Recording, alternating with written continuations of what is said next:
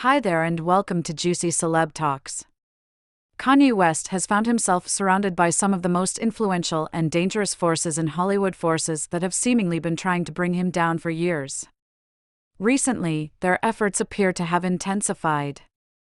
Not only have these powerful individuals allegedly managed to place Kanye under a form of indirect conservatorship, but new claims have surfaced suggesting that these people may have gotten Kanye hooked on harmful substances as a means to control him. This situation has raised serious questions about whether his wife, Bianca, could be involved with those trying to sabotage Kanye's life. Let's dive into this complex and troubling situation. It seems that the people surrounding Kanye are some of the most determined and resourceful in the world. They've tried countless ways to bring Kanye down, yet all of their attempts have failed up until now. Kanye has been vocal about some of the darkest aspects of the entertainment industry for some time, and as many of us know, powerful people don't take kindly to being called out. Just look at what happened to Monique after she refused to stay silent. She was blacklisted. However, despite their numerous attempts to discredit him, such as painting him as mentally unstable in 2022 after he tried to expose some of the industry's secrets, they haven't succeeded.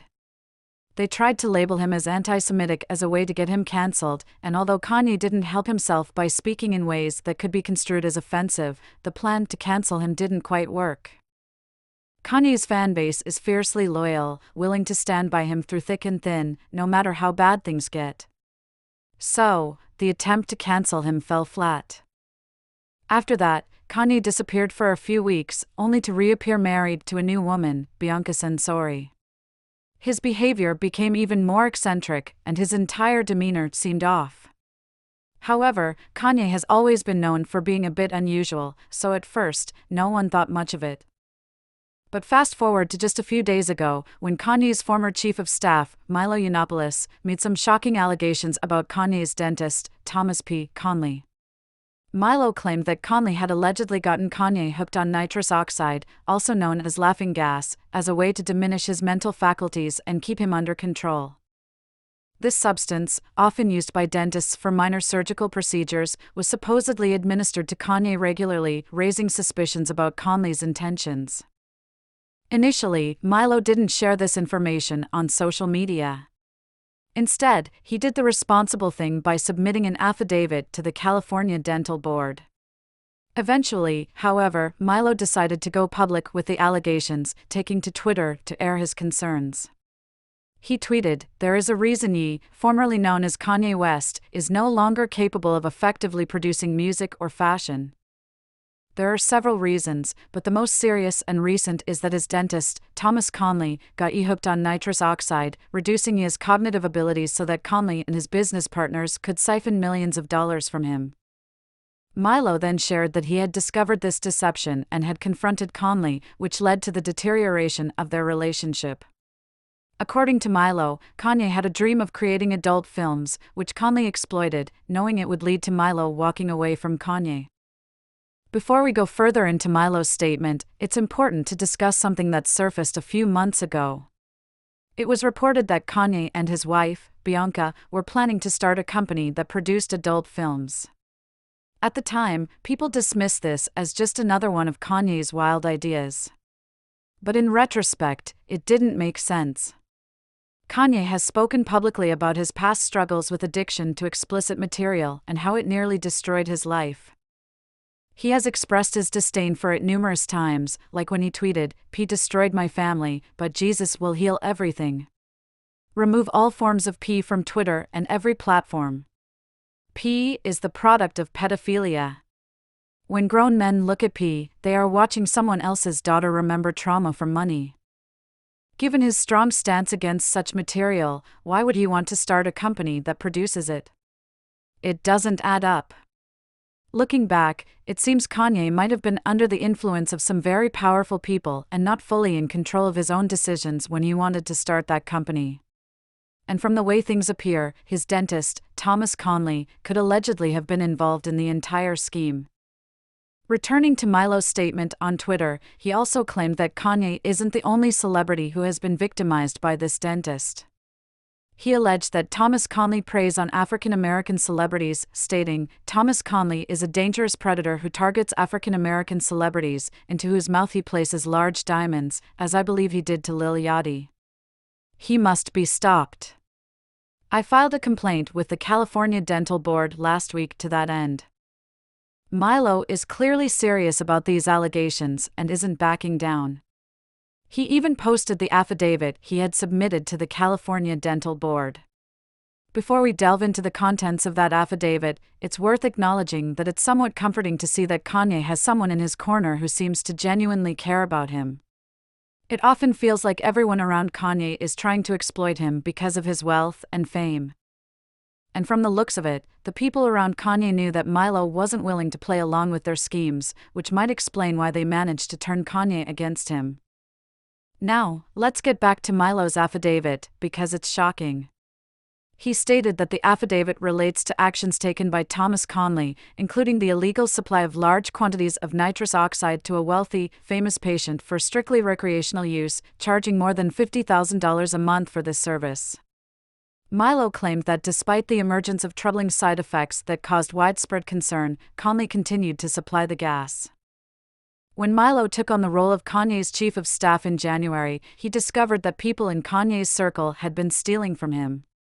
He didn't go into detail about who these people were, but he mentioned that they were robbing Kanye blind, and this was made easier by the fact that Kanye was allegedly always high, thanks to his dentist, Thomas Conley. Milo further stated that around that time, one of the junior staff members confessed to having seen Conley pulling 4 large surgical tanks of nitrous oxide into Bianca Censori's apartment. This staff member was so concerned that they took several photos. As many as 5 Yeezy employees are said to have been worried enough to take pictures of the home nitrous setup. When confronted, Conley admitted to bringing the canisters home but absurdly claimed they were empty and had always been empty. A well-established seller told Milo in clear disbelief how casually Conley talked about putting Kanye under full sedation for no apparent medical reason, as if it were a normal part of daily life. A bill was received and paid for by Yeezy, exclusively for anesthesia and nitrous gas. Milo then implied that Kanye might not actually be bipolar, as has been commonly reported, suggesting that his symptoms could be a result of his substance use. He wrote, "The symptoms of Ye's widely reported bipolar diagnosis and the effects of prolonged nitrous gas use are strikingly similar. Long-term nitrous use produces erratic behavior, mood swings, and paranoia. I was told via phone by a Yeezy employee who wishes to remain anonymous that they directly saw Ye self-administering the nitrous gas provided by Conley. The employee was not able to say if a regulator was being used or what extent of oxygen, if any, was being added. If you think that's bad, it gets worse." Milo revealed that Thomas Conley had moved into Kanye's apartment complex, which raises serious red flags. Why would a dentist need to live in the same building as his patient? The situation is highly suspicious, and it seems like an attempt to further entangle Kanye in a web of dependency. Milo also claimed that Kanye had paid Thomas Conley's rent in the apartment complex, even paying 6 months' rent in advance. Milo stated in the affidavit, "Most shockingly of all, I discovered that Conley had moved into the apartment building Ye resided at during this period without Ye's consent. I was asked by Ye to negotiate a second apartment at the same complex, which he said would be used as a studio. Before I had completed these transactions, a pending charge on Ye's American Express card showed that 6 months' rent had been paid in advance to the building's management company. When I confronted Conley to explain this, he claimed to be moving in at his own expense."